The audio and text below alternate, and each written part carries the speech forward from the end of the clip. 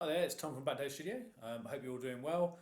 Um, I'm just doing a video tonight for my Hellstorm fort list because obviously Dom did one the other day listing what he was going to take potentially, and I think he gave everyone the opportunity to sort of give him a bit of feedback on what he was thinking of taking. So I thought I'd do the same just so we can have a joint series. It's been a little while since we've done one of those anyway. So essentially, what I'm going to do first is just go through the three lists I've been looking at. They're not all brilliant, to say the least. I think out of all three of them, one of them would probably perform very well, reasonably well. I wouldn't say very well. My experience with ITC is quite limited anyway. Basically, yeah, have a look at these first, and then we'll come back and have a little chat. Okay, so this is my first potential list that I'm thinking of taking to Hellstorm. So this is obviously 2,000 points. It's only one battalion detachment. It's my Red Scorpions, and as you can see, there's a couple of things I'm going to need to paint, but I'm just going to go through the list with you. And obviously, this is using the new Marine Dex rules as well, so looking forward to getting into that.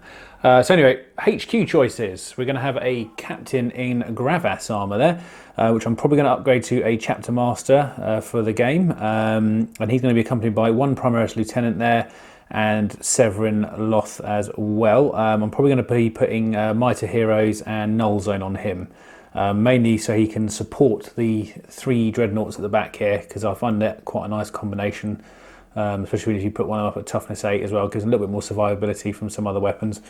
So obviously got two with multi-melters and one with a Keras assault cannon. I like Templars personally because I think they move very quickly in comparison to other dreadnoughts, and obviously they come with that nice and vulnerable save. Also, I think I thought it'd be worth mentioning is the chapter tactics I'll be using for these is Iron Hand Successor Chapter, so hopefully that will come in handy for keeping them alive in certain situations. Obviously a 6-up's better than nothing. Troop choice wise, we have a 10-man intercessor squad here. Just as you see them, so the sergeant does have a power sword there, and everything else is coming as standard. Obviously, we'll whack a couple of grenade launchers in there because they're free anyway. We then have 3 scout squads. So we've got 2 5-man sniper squads, and then we got 1 bolter squad there with a heavy bolter as well. And the idea between them is I will be popping them in these land speeder storms, which are currently in Templar colours, but I never really use them for my Templars because I didn't really think they fitted the army. So I'm going to be converting them over to a Red Scorpion paint job very, very shortly if I decide to go with this. As we move over here, we've got some heavy choices just to bring up the long guns. So we've got 2 Devastator squads, so they're both exactly the same. So here's one of them and here is the other. They have both got 2 missile launchers and 2 las cannons in each. And I've upgraded them with the armour and cherub as well, just to give them that extra little bit of shooting, reliable shooting I should say, and the extra shot. So, and then basically, obviously, as you can see, the sergeants are in their white because that's how I did my sergeants back before the Red Scorpion stuff all got kind of not lost, but sort of moulded into not having any specific rules for. Because obviously they used to take them as a sergeant could be upgraded to have a narthecium. So I just thought I'll just keep the model. I'll pay for the weapon anyway that's on there. So this one's got a pulp pistol, this one's got a chainsword, so they are armed as with what they have, nothing more. And then finally over here we have a 10-man Hellblaster squad, just with the plasma incinerators, so the normal loadout on them. Really they're there to give a bit of punch and a lot of shooting power, just like those 10 men. And obviously I'll be using the abilities of the Chapter Master upgrade and the Lieutenant there to hopefully make them very reliable at wounding and hitting. So yeah, that's the first list. I'll now be coming back in a moment with what I'm going to potentially call my Chaos list, back in a second. Okay, and here's my second potential list I might run at Hellstorm 4.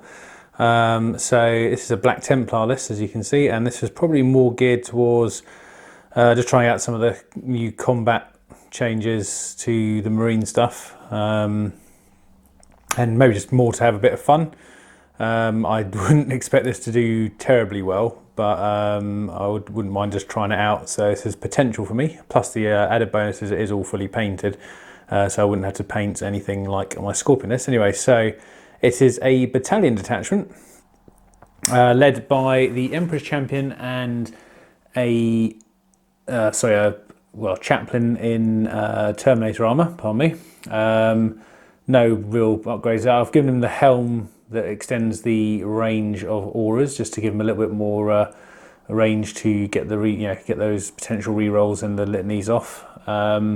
Then obviously troop choices. We have an intercessor squad here, just stock, nothing, no upgrades on it, just as is. And at the back we have two 15-man Crusader squads, so there's 5 neophytes in each and 10 initiates in each. No upgrades bar 1 melter gun in each squad. I don't want to go too crazy with them because they can get a little bit out of control when you start adding lots of weapons in. Then we come over to the elites section. So we have a 10-man standard Terminator squad here with a Cyclone missile launcher and assault cannon. Obviously the sergeant there has a power sword, and then over here we have a 10-man assault Terminator squad with 5 Thunderhammers and shields and 5 lightning claws. The sergeant will be carrying a Thunderhammer and shield in that squad. And then just to round the list off, we have a Demos Predator there, just for a little bit of punch on trying to kill armoured targets. And then a Leviathan with the Storm Cannon array with 2 heavy flamers and 3 hunter killer missiles attached to it as well. I find them quite tough to kill, so I thought we could hopefully a bullet magnet. I don't expect it to survive too long if it does go onto the field. But yeah, and I think the only thought about how to use that is try and get the Terminators into good positions. I will bring their teleport homes as well, so I can potentially bring them back across the field if need be to a different location. It is definitely more geared towards trying to hit things rather than shoot things, which is kind of how I like to play my Templars. So yeah, that's that second one, and I've got one more I'm going to do, and this one is probably going to be the bit of the wildcard Joker one, just as a kind of I'll just see what I think and what I can put together. And for my third and final list that I'm looking at possibly playing, although this is probably low on the list, but it does kind of appeal to my kind of fun, silly side. We have in front of you here a whole pile of dreadnoughts in 2 detachments. So we have a battalion detachment and a vanguard detachment. So I'll do the vanguard first. It's over here. That is led by the Emperor's Champion down there, and it is accompanied by 2 ironclad dreadnoughts, a venerable dreadnought with las cannons, and finally a relic contemptor dreadnought there. Obviously Emperor's Champion at the front. And then we come over to a battalion detachment over here, which is led by 2 chaplains. We have a Terminator chaplain and a jump pack chaplain. Reason for that is that I can drop them anywhere on the board near various dreadnoughts that may need some re-rolls to hit. And then troops wise, obviously I went with bare minimum, so we've got 5 initiates in 3 Crusader squads each there, so 3 squads there of 5, just to get the bare minimum. And then at the back here we have 2 standard dreadnoughts. We've got one with a multi-melter, one with an assault cannon, and joined by a Derridio with the auto cannons and the ADS missile launcher, and heavy bolters in the carapace there. And then we have the Demos Predator again with the laser destroyer, and that's just so I could then take the relic Leviathan over here with the storm cannon array again and the twin heavy flamers. So yeah, a little bit silly, but I kind of like it. So I'll be back in a minute with a bit more of a chat. Just sitting through those 3 lists, I thought I'd just break them down a little bit in what my thought process was, and also, you know, the ones that I think might do better than others. From my point of view, I haven't done a lot of ITC matchups. I've done a couple which I think was up at some of the last chance open games quite a while ago. In fact, I think the last time I played was probably a couple of years ago, ITC format. I've had a couple of test games with Dom during the lead up to this one. So obviously we're going to Hellstorm 4 in October. So we thought we'd do a joint series, as we said, and you've seen the 3 lists that I'm potentially bringing. And out of the 3, I think I would prefer to take the Red Scorpions list for a couple of reasons. Number one, I feel it's my better painted army for starters, and I feel more comfortable having that on the table on the tournament scene because I feel like I put more. Well, actually, not more time in effort. I put a lot of time into my Templars, obviously, but I feel like when I started painting Red Scorpions, they have attained a better quality of painting.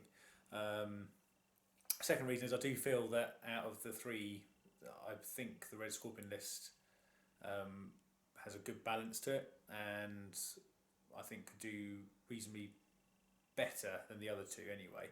I mean, obviously, I think the shooting power in it, and also the the synergies with the captains and lieutenants, and probably some of the stratagems that I can pull out on them feel better for a kind of a tournament scene, I suppose.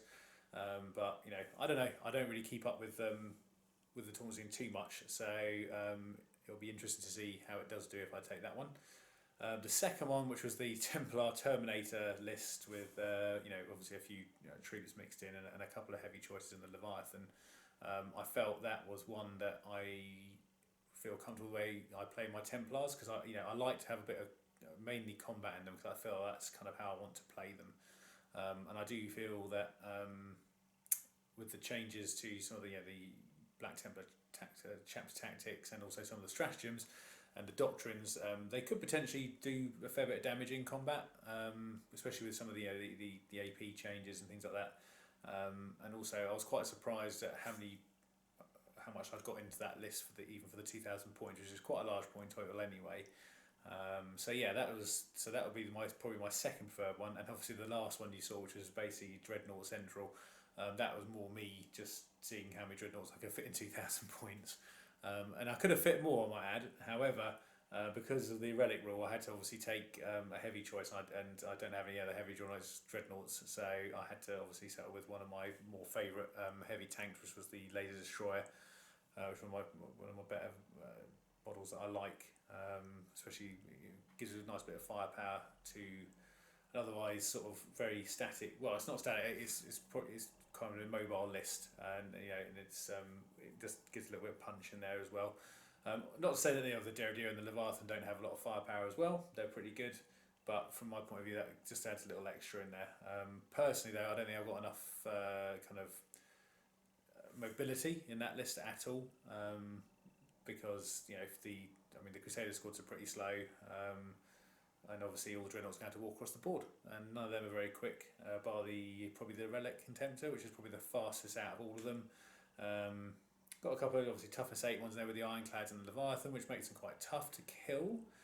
But you tend to find probably quite a lot of high firepower lists in these scenes, and I think they would probably be more than capable of taking out dreadnoughts. So I think I might be giving away a few big game hunter choices in that one. So yeah, that's essentially at the moment where I'm at.